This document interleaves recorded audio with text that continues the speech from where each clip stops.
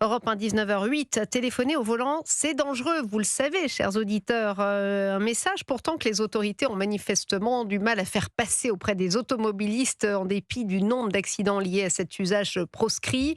Illustration dans les Landes où le préfet a décidé de sévir, en plus de l'amende et du retrait de points.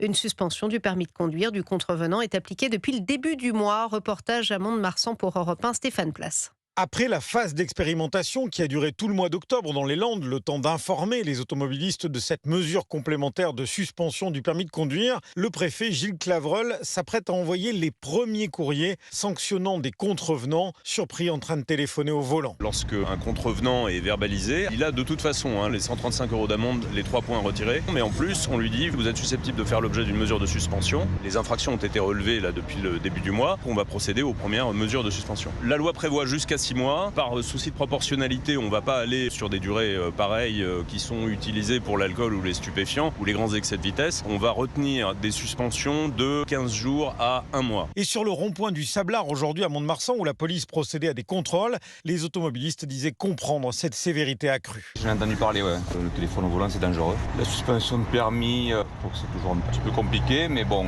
ça peut éviter des accidents. Je suis favorable. C'est un peu sévère, c'est un peu dur, mais c'est vrai que c'est le téléphone la plupart des accidents. La préfecture souligne que 31 personnes ont perdu la vie sur les routes des Landes depuis le début de cette année. Mont-de-Marsan, Stéphane Place, Europe 1.